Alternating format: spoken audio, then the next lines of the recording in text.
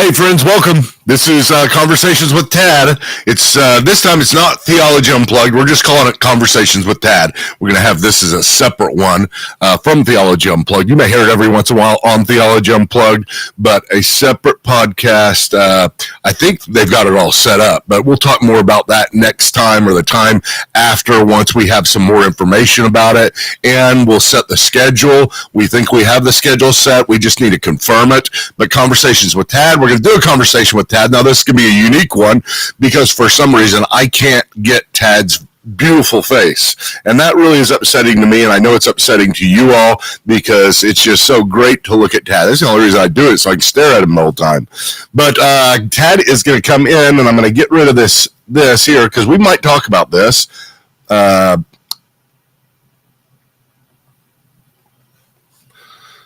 Okay, I'm starting over because I forgot to change that, and the video will be messed up. All right, welcome to Conversations with Tad. This is Conversations with Tad this time, not Theology Unplugged. Even though you may be listening to this through the Theology Unplugged feed, this is Conversations with Tad. We're doing it live, and we're setting a schedule for Conversations with Tad and making it a separate podcast. We'll give you more information maybe next time or the time after once we have it all settled. Just know that is coming because I just love to have conversations with Tad. It's basically this is a discipleship podcast. And for those of you who are Christians and have been Christians for a long time, I hope you realize how important this is because I bring Tad in because he asks such good questions that everybody out there has, but sometimes we miss. Very often I miss them. And so I love bringing them on. We've been doing this for years together outside of the podcast, but we started a podcast in order to just kind of have fun out in public, I guess. I don't know. But Tad, I am bringing you in now. I think you are on. I don't video. Hey, Tad. What's going on? You look good, man. Thanks, man. You look great too. I can see you in the studio, a little black or a little gray dot. That's all you are to me. Yeah. Well, it's the best I've looked in a long time. All right. Well, we'll figure out what's going on with your with your phone later on. But you and I'm not dictating this. I let you dictate it, okay? But sometimes I kind of start off and throw a theme out there, throw something out there, and you can change it to whatever you want. That's why I don't do the titles and stuff, except for it just says Conversations with Tad, because I don't know what we're going to talk about. So what do you want to talk about? Well, first of all, I want to say how great that last podcast you just did for lunch. And I'm looking forward to watching those Monday through Friday. I didn't know you were going to do that, so that's exciting. And second, that'll give us a lot of fodder, won't it? Huh? That'll give us fodder. Yeah. And then plus it's your birthday, so I wanted to say happy birthday. Oh, thank you. 51. I was young, and remember? Yeah. 52. But I sent you a lot of questions that I don't want to go back and look at them now, but they were. Let's talk about this near-death experience. Okay. All right. And we're just going to be silent? Is that what we're going to do? And try to have one? Well, no. I thought you'd have some. I mean, I've done some research on it, and I watched some videos and stuff, and it's amazing to me that everyone has the same experience. And I lost you. This is unfortunate. My phone took away my sound. Awesome. Can you hear me now? Yeah, I can hear you now. I'm afraid because it was my wife, and she knows I'm doing a podcast, and the only reason she'd probably be writing is if something's the matter with it. I don't see her texting me. Let me text her real quick and make sure, because we may not even be coming through, okay? Okay. Okay.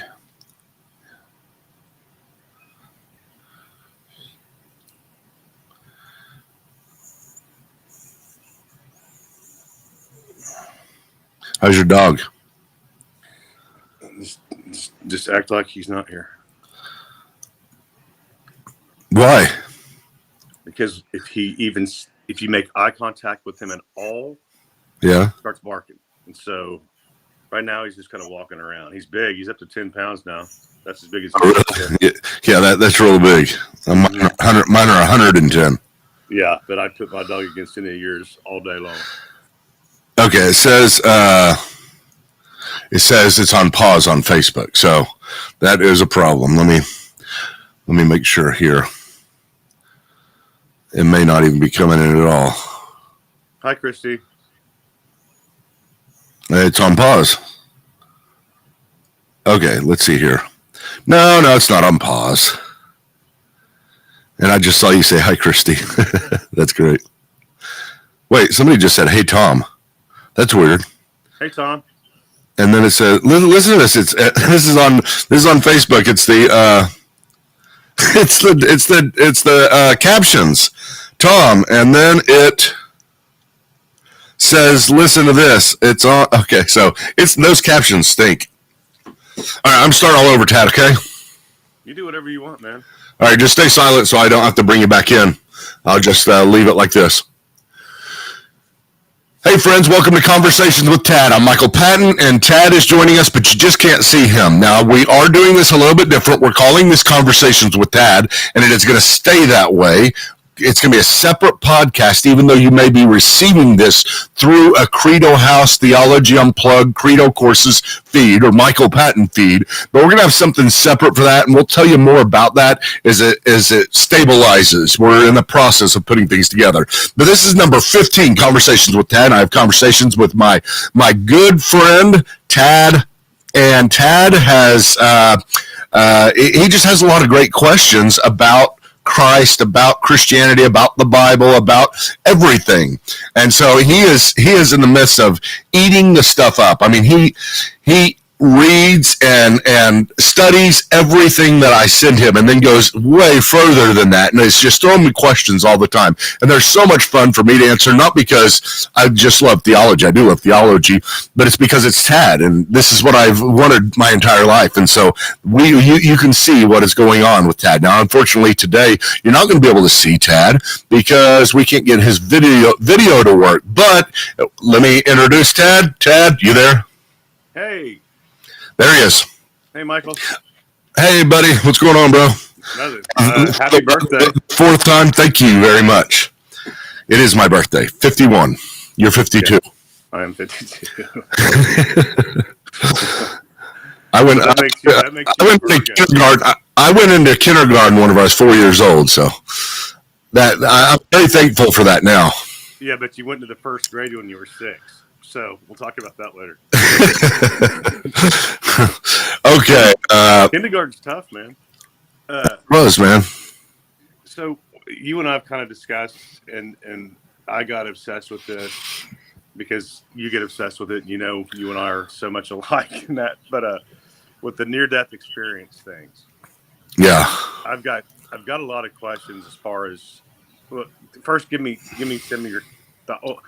What I've noticed is every single one of them, no matter the circumstances that they were, passing on, they all saw the same thing.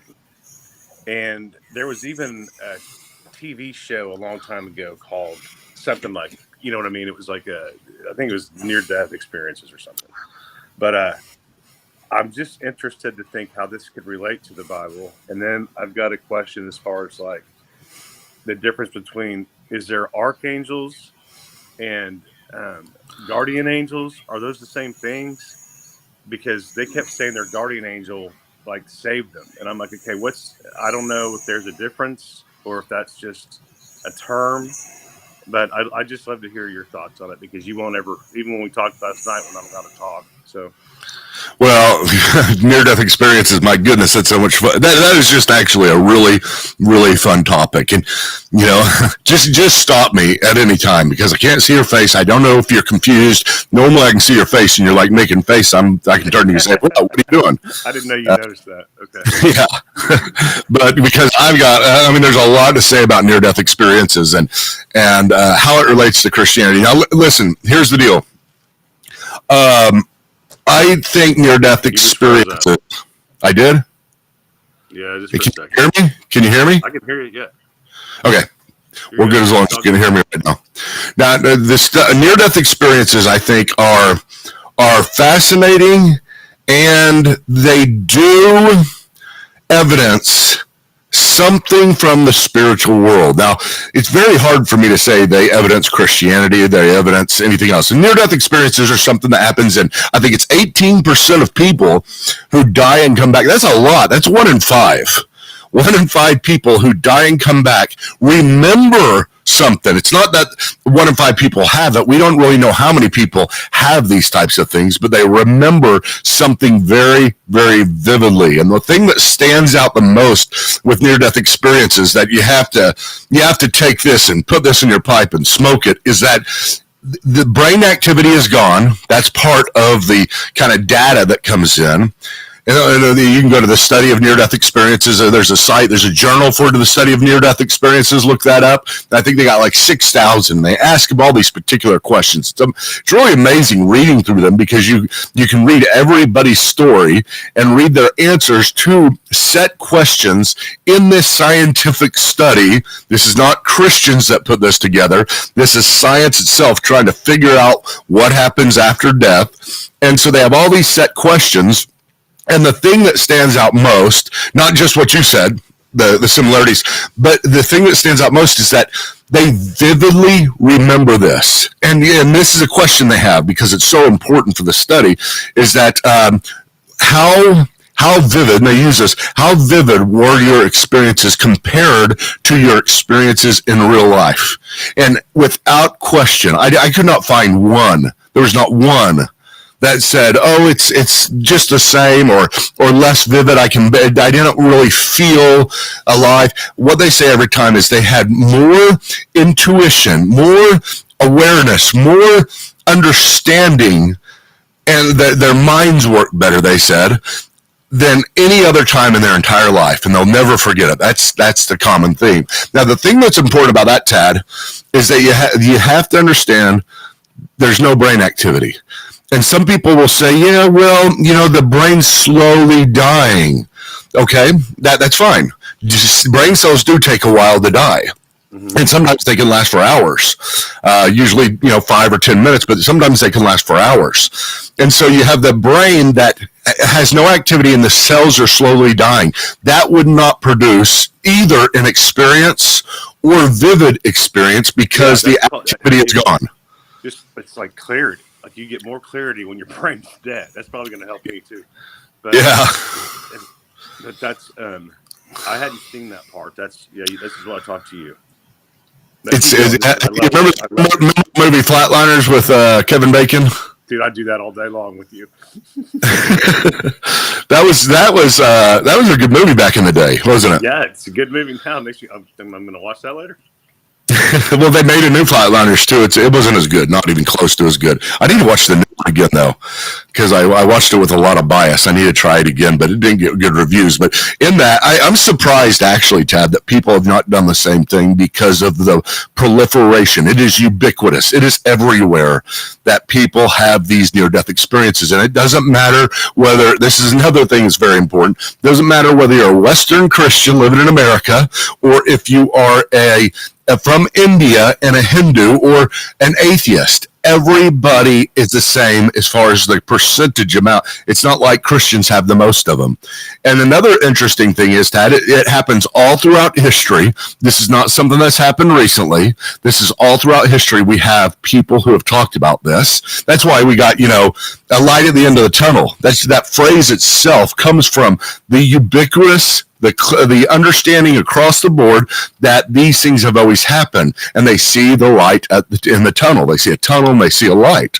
But it's throughout history and every religion, and they all have, like you said, this is the next most important part, is they all have the same type of experiences, which are the light, the consciousness, that they're completely aware, that they are aware beyond anything they've ever been, peace, And most every one of them. There are some people who don't experience this peace, and you do have some kind of weird ones that you might say fit in your worldview, and people going to hell. Those are harder to grab a hold of and study. I'm not saying they're wrong, but these ones, since it's so prolific, and you have these things, you have oftentimes not quite as much, maybe 25% of the time, people see images of their life, their entire life. So they'll phrase my life flash before me. That comes from near-death experiences.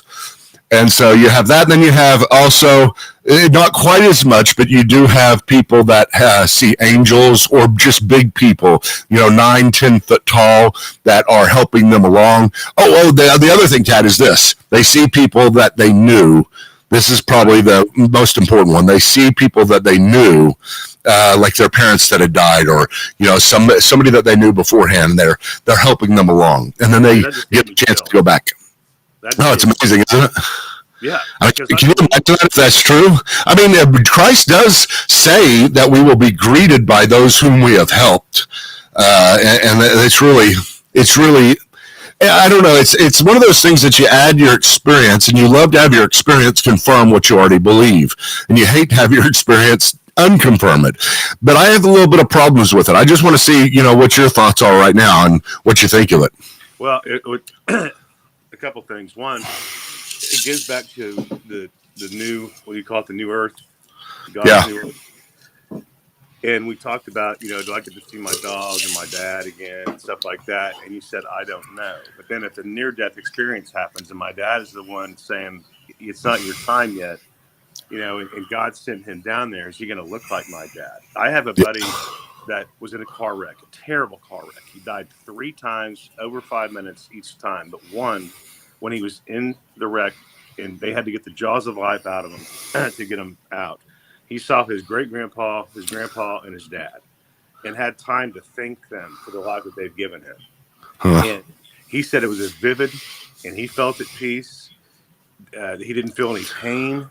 And I'm just like, how can, it goes back to us talking about the universe and God, and like how much that we truly don't know what is out there other than what we know because of where we are in life. Yeah. There's just so much more, and this is so fascinating to me, this near-death thing. I mean, but I do want to know what your thoughts. So is there a difference between angels? Well, no, let's don't get away from this. We got to stay on this for a minute, okay? I'll get to the angels. But one of to add to what you're saying there, it's just like it's something that is so common. And what did you say? You said something just a second ago, the very end about it. They see their parents. One of the things of feeling peace. They say also that they're no longer afraid of death. That's very common. Yeah. Yeah. I mean, it's huge. Once they've gone through it, they're like, oh man, this is nothing. I know where I'm going, and they have a whole different life, and everything is. I mean, let's go. You want to do Flatliners? I do. I'd probably get ousted out of the theological community, but I want to do it not to confirm, but because I want to. You and I to go do it by ourselves. Have somebody else there, then you and I go down there together. Yeah, please. Let's do it. Let's do it. But what if we flatline and we end up someplace else? The bad place. We're in the bad place. Nah, you said that doesn't exist yet. That's true. But that's one of those things where you say, I can't wait to get there, and then say, yes, I was right. That type of thing. Doesn't mean we need that, but at the same time, it's like we are, whenever you die and come into that state, we will be surprised about so much, because we'll be surprised that we were right in a way. I know that sounds bad, but what I'm just saying is that it's just like, you have confidence in tomorrow. We're picking all the games, in football. That's what me and my sons do. And, it was Cincinnati and OU, and there's some tight games, I think it's the Ohio Notre Dame one, real tight. And I chose the underdog, and it's like, I really believe it. Here's all the reasons, and I can go through all the reasons, that happens, and I say, yes, I'm right. Well, whenever we believe these things, I mean, of course, we have lots and lots of reasons, like on my last podcast, but there is a sense in which we'll say, well, yes, I'm right, but also a sense in which we'll say, I cannot believe I'm here. It's me here. Right. And I think we'll be surprised by three things. Who is there that we didn't think would be there? Who is not there that we thought would be there, and that we were there? So the last one's a funny one. But that was I haven't never thought of it that way. That's yeah. What if some random we met 30 years ago or something that apparently, maybe we made an impact on their life or they made an impact on our life and we didn't really even know it at the time, maybe just in passing. I like to call them familiar strangers. Yeah. But that would be somebody that that's pretty deep, Michael. Wow. Well, and gosh, I don't know why God doesn't do this kind of stuff more often. It's so weird to me from a theological perspective to say let's just say this is from God and that it is heaven. And these are all the things that we're kind of associating with things we already believe. It's really interesting to me the way that God would do that. I know he has in the Old Testament, New Testament, and maybe even today, prophets that he has a special relationship with, a different relationship that I envy very much. I really do, because I want to experience God in the same way. I'd love to hear him. I don't care whether he talks in my mind or, a voice out in front. I would love to hear him, but I've never heard him. I've never had a vivid experience. Mine is based upon everything. I mean, lots and lots of stuff that goes on in the real world that demands God, that demands Christ, but at the same time to experience him in that sort of way. And it's odd to me that God allows some people to experience him. I imagine that if... Let me stop you real quick. I know you can't see me, but I've been raising my hand and I just forgot that you can't see me. But I've thought a lot about this, and this is after the one that you and Kelly were on, about how I kind of felt him and then our friend Ashley felt him and saw him. And I really started thinking, why, Michael's been doing this his whole life, and so has Kelly. Why is that fair? It seems like he'd come to you, but I believe it's because you already believe so strongly that he didn't have to prove anything to you anymore. Yeah. I think not that he has to prove himself to anybody, but I think he wants us people that are right on the edge to say, look, I'm here. I mean, this is good, And so it's not fair to you. But at the same time, it's amazing for me. Well, there is a common adage type thing, an adage way of thinking, kind of a staple thing out there that I've never seen it written down, but I've heard many, many people say, and I've thought it too. It's exactly what you said, is that whenever you're a young Christian, he comes to you in special ways. And then later on in life, you may be searching for those ways again, but he doesn't do it at least as much, if at all. And I did have two experiences in my entire life. One of them, the first one was one where I was at Quail Creek Carnival and I was doing a cakewalk and I won it 3 times in a row because I prayed 1 in 36 chance each time. And I prayed, all right, God, if you're real, let me win this cakewalk. And then I said, okay, after I won it, I said, no, let's do it again just to make sure. And I did it 3 times and won all. I went home with a lot of food. Yeah. And that was all evidence of God's movement. But he has not done the cakewalk thing for me again. That's the dumbest story ever. No, it's the best story. I'm still so excited. I kind of get chills right now. Everybody hated you right then, I know. That was a selfish way to do it, man. I just wanted the cake. I was like, the cookies. They had the bundt cake. Oh man, I had to get those. It's like when you get in line to do it, everybody's like, "Oh man, there's no." Yeah, you cannot beat him. That guy has God behind him on the cakewalk. It's hilarious.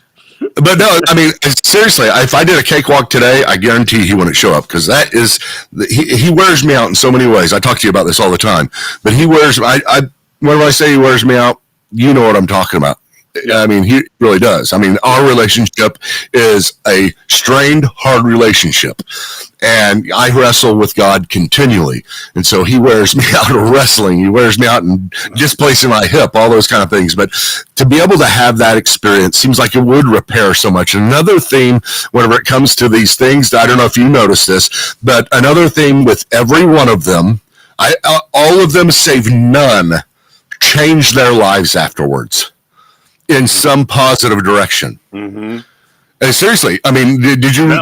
I saw the same stuff. It sounds like that you've seen, but yeah. It's just it's amazing how all these things are similar, and they don't necessarily have things according to their worldview. Sometimes they do, but it's not like I used to think it was like this, but it's not. It's not like whenever they get there, they see, they're met by 72 virgins, right? Like Muslims or. I thought it was. No, well, that's what you would think if it's not true. If this actually isn't happening, what you do is you impose your culture upon what it is you're experiencing, and so that is the reason why you would say people experience the Jesus, because they're in America, and that's. Everybody believes in Jesus, but in the Middle East, what they see is Allah. So that is not what's happening. What's happening is a very clear thing. Oh, and one more thing. They see they're outside their body. They're outside their body, normally looking at what's going on. They're looking at their dead body. Mm-hmm. That's about 90% of the time. Yep. And so here's the deal, Tad. And this is the thing that is probably different, and people will be somewhat surprised. I don't know, surprised. I'm not sure that it confirms the worldview in the sense of everything that we believe, right? Because some of it is confusing, Tad. Whenever you look at it, you see people that do not believe in Christ having peace and seeing things, people that have died before them, which you say, wait a minute. If there's no way to God but through Christ, if you do not trust in Christ, there's Christ is the way, the truth, and the life. No man comes to the Father except for by Him. But these people that are atheists, these people that are Muslim, these people that are Hindus are seeing the same thing. So in one sense, you might say, "Gosh, that shows that we're wrong." There is some type of pluralism. Everybody makes it. And everybody has that piece. And so, here's what I'll tell you, Tad, and I want your thoughts on this. The Bible doesn't say much about personal eschatology. Eschatology is the study of the end times. That is one of the 6 courses that I do. Eschatology is one of them. I go through all what the Bible says about the end times, all that the Bible says about heaven, all that the Bible says about hell. That's all eschatology.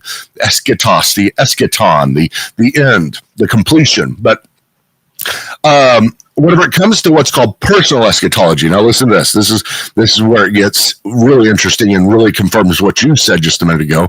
Personal eschatology is what happens to you specifically at death and before the resurrection. Because there's a time, a gap. If I died right now, my spirit would go somewhere and wait. Because I've trusted in Christ, the Bible says Christ is going to come back and He is going to reform all of our bodies, and we will be rejoined. So we'll have a body forever. But that in-between time is what we're talking about with this near-death experience. What is happening in between? It doesn't really say much about what happens, except for Jesus tells the man on the cross, "Today you will be with me in paradise." That's number 1. And number 2, Paul says to the Corinthians that to be absent from the body is to be present with the Lord. So there is an absence for the body. Your spirit can leave. And if you're a Christian, you will be present with the Lord in some sense. I don't know exactly what that means without a body. It's a mystery. It's a big mystery, right? Yeah. And it's one more thing, please hold that. I'm so sorry, Tad. Go ahead. But I want to complete this thought. I just wanted to see if you were following me so far. Yeah. Okay, so you've got this. Screen to prove it. You've got this at death. Here's what could. Let me give you a scenario that could be true that is different than what we're talking about, which we may assume. Let's say they're not going to heaven. Let's say that is not heaven. That they're not going to meet. I mean, maybe some of them go and meet Jesus, but that's not as common a theme. They meet other people. Let's say they are meeting other people. Let's say there is peace. Let's say there is a light and a tunnel, because you always have the light, not always the tunnel, but the tunnel sometimes there as well. But there is this peaceful light that they see, and they have at this point. This is the choice they have because they can come back. So it's a different scenario with them. But let's say everybody dies, whether you're a Christian or not a Christian, and you go into a similar situation, and it is peaceful for everybody, no matter what.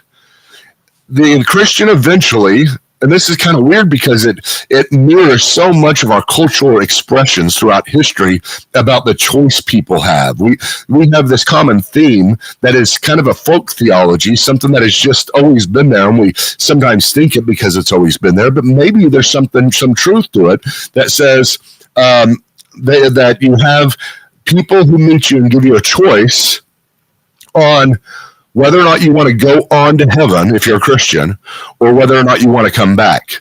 I've had two people that I know very close that have experienced near-death experiences. One of them has had, I think, 19 or 20. That's how many times she's died, and she has a story every single time. Her name's Heather. It's amazing. It's crazy. I mean, I need to have her on sometime to talk about it because her story will just blow your mind. But I'd love to hear her thoughts on this. I'd love to. Yeah. Well, I'd love to hear your thoughts on this. What if they're not going to heaven? Everybody goes to this place, and then the people who are Christians end up going to heaven, and they don't come back, right? But for everybody else, Tad, for everybody else, no matter whether you're a Christian or not, you go into a time of peace, of awareness, and you see others that have died as well, and you stay there until judgment. And it's maybe because most people think you go to hell right when you die if you're not a Christian. I do not believe hell exists yet because judgment has not happened. That is not characteristic of God. It's not characteristic of any theology. The only place people get it from is from the parable of the rich man and Lazarus, but that is a parable and you can't make it walk on all fours. It's talking about ultimate ends. Sorry, Tad, I know I'm just blowing by this because I'm talking to everybody else right now. I don't mean to, but I don't think hell exists right now. Therefore, everybody who dies has to go to some type of waiting place. And what if this waiting place is a place of peace, even though you're going to be judged and eventually you're going to choose to go to hell because you don't choose God? What do you think of that? Dude, okay, so we don't have God, that was a lot. I wish you could see a lot of things here. One, it's do we know we're dead when we go to this place? Are we alone? Is it like a whole soul-seeking adventure? I can't speak from the standpoint of Bible on any of this. I like your thoughts. I just like this is how you and I talk. Yeah. You know? Well, it's like, I mean, honestly, Tad, I told you, I don't know, was it yesterday, the day before? Like purgatory. Purgatory is bad. Purgatory. You're still going to this place. Purgatory is purging. It's a purging. It's a washing up before dinner. It's washing your hands before dinner in the Catholic faith. But it is painful. It is hard to go through purgatory. And so this is not something that they're describing. They're describing something incredibly peaceful and that they are incredibly aware of with others that they know. Okay. So they're not alone. Yeah. Okay. Or we won't be alone. But we still. Here's one thing it does, Tad. Above all else, what is it evidence? What is the strongest evidence that this gives? Not for Christ and his death and resurrection. Maybe you wish it did. Maybe you wish everybody, even Muslims or people throughout all time, always saw Christ, and Christ said, "You've got to accept me. I'm going to send you back to accept me." But that is not what happens. What happens is this common theme, and we have to grab a hold of that and say, well, how does it fit within our worldview? And I say it fits perfectly within the worldview. Absolutely perfectly, because that is what everybody goes to, some type of resting place, waiting place, not purging place, but just waiting place until judgment. Okay. Wow. Have you seen that movie Heaven Can Wait? Have we talked about this? Yeah. I've watched that so many times a long time. Oh my God, I love it. Yeah. The one with Warren Beatty in it. Yeah. I kind of feel like he didn't know he was dead. You know? Yeah. Would we know that we're going to another I mean, you don't know this, but I'm just kind of curious. I think it's an interesting topic because I don't know, but Tad, they all say they're so aware, and they are aware of what situation. What do you picture it looking like? I don't know. So they can't describe it. Nobody can describe it. They just say, all I can say is a bright light, colors, that I can't describe, that kind of stuff. Okay. Not everybody has the colors you can't describe, but everybody does have the bright light and the peace. That's the main thing. The bright light and the peace. Well, that's kind of exciting. Well, it is. I mean, gosh. I mean, I'm kind of glad that those people that don't choose Christ ultimately have rejected Him get a little time of peace before judgment, and they're not burning in hell. That's kind of funny to think, though, that nobody's burning in hell right now. Now, listen to this, Tad. This is crazy, and you've heard me talk about this a lot. I know I've even heard you talk about how much of a mystery all this stuff is. It really is. I can put some buoys out to say you can't swim beyond this point, but within these waters, there's a lot of swimming room, a whole lot of swimming room, much more than we ever think. We put artificial buoys out to say, because our traditions bring them out. But the greatest thing is to say, we don't know a whole lot of the details. And there could be a lot of things going on in the background that we would be blown away by, like, and have you heard me talk about this before? Of course you have, because you've read everything I've done and listen to everything. But what if those, they're going to a place and all those people they see are the spirits people see often, the ghosts people see. I mean, that is ubiquitous as well. And so here they are right now. What place are they in? They're here in a different plane of existence. That's all right. All I'm saying, Dad, is that's a possibility. I'm not saying that's what I believe. I like how your brain works. I mean, you just, once you start going, I mean, it blows my mind. And you just open this whole new universe in my mind going, okay, well, why wouldn't it be? Yeah. Yeah. My dad taught me there's like when I was little, but we've talked about this all the way up until he moved on, but he thought there was a fourth dimension, and he would say there could be dinosaurs walking in this room right now that we just can't see. There could be a whole other family sitting here in this room that we just can't see. Yeah. And that freaked me out, but I still think about it. And he knew that my room was haunted, so I had a air hockey thing in my room, and he would put a puck on the side, on the corner. I never knew why until I was like 35. He finally told me why. I go, why would you always do that? He goes, I wanted to see if it moved because there was a ghost I'd say hi to whenever I'd leave your room. I'm like, why would you leave my room? Because there was a ghost in there. And he'd leave you alone? Yeah. But he saw it? Yeah. I go, why would you leave my room? Because there's a ghost in there. And then this one house I had, I don't know if you ever went to it. It was stupid. But he was convinced, and so was Billy and another buddy of mine, that house was haunted. But ghosts, I mean, if you believe in them, I believe in them.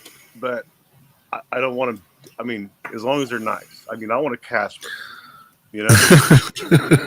Well, usually, I mean, obviously, the norm is that you can't interact. The norm is you don't die and come back. The norm is, whenever death is death, it's final. I mean, a very low percentage of people who die come back, obviously, right? Mm-hmm. But of those people who do die and come back, there's a high percentage of people that have these experiences. But, it shouldn't really surprise us about any of this, Tad. I know we're about out of time, but I want to, this is what is underlying everything that we're talking about here is part of my what's called biblical anthropology. I know I just told you about eschatology and personal eschatology, but this is anthropology. Anthropology is a little bit easier because we have that subject in school, and it's just the study of man, the study of the past of man.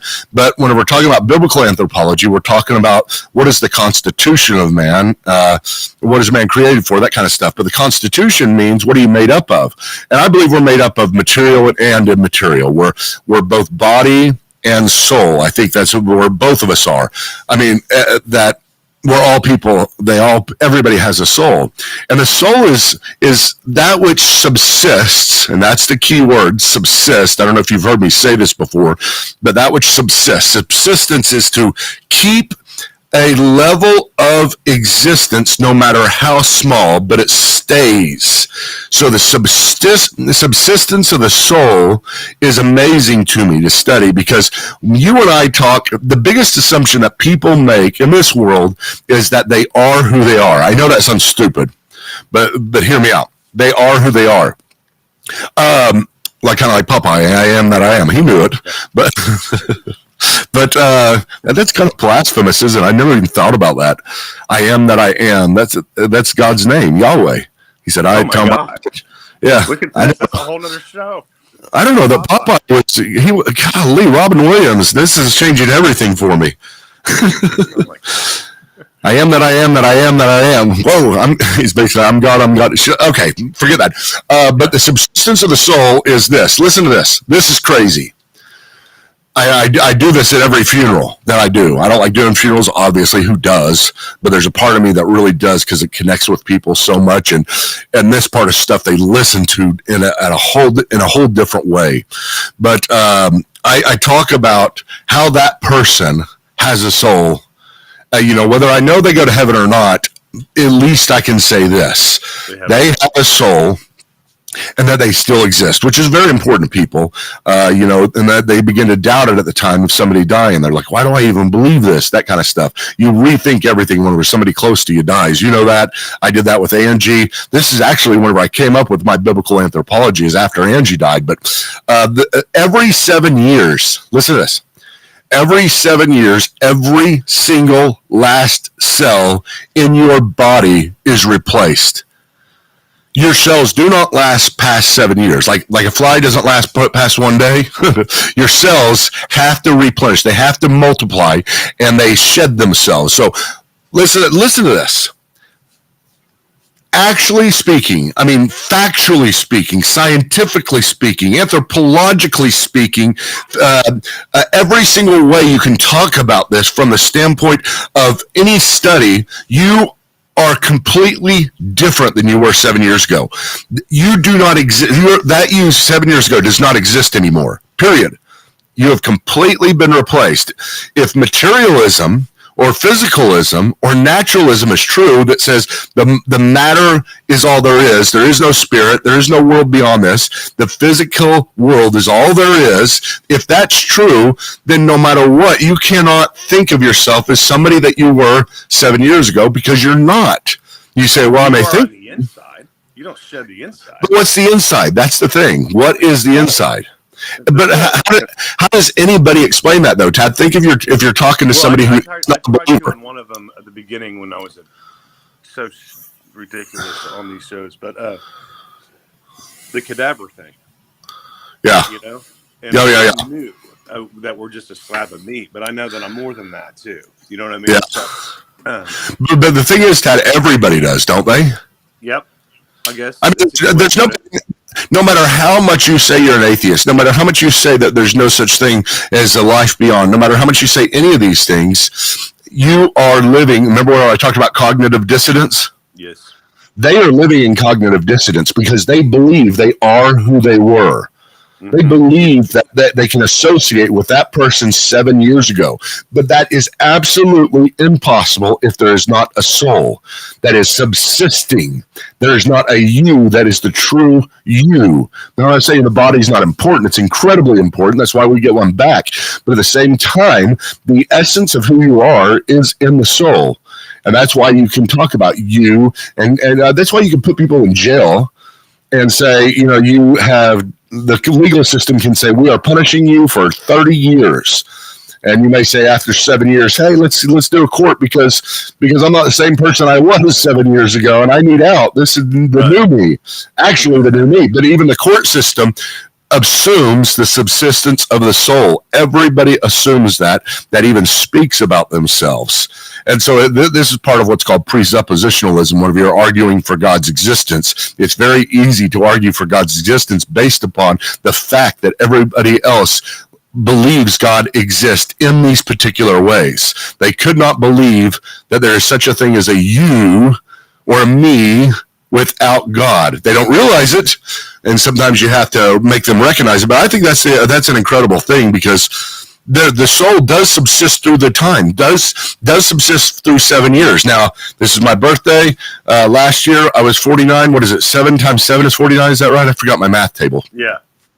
But 7 times 7, 49. So I have gone through a change 7 times, complete change. But I do believe that I am the same person I was back then. Right. And I can speak about me in such a way. And so whenever I talk about death and people say, gosh, it's just so hard to believe that there's something that outlives your body, you already believe that. Your soul is subsisting every single year, outliving your body. That's a lot to take in. It is, isn't it cool?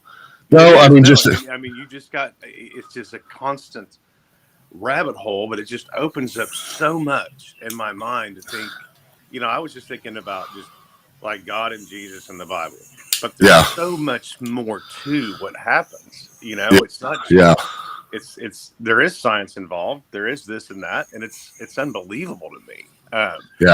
All right, man. Well, I really had fun this time, and I like the way I look. I love you, Michael.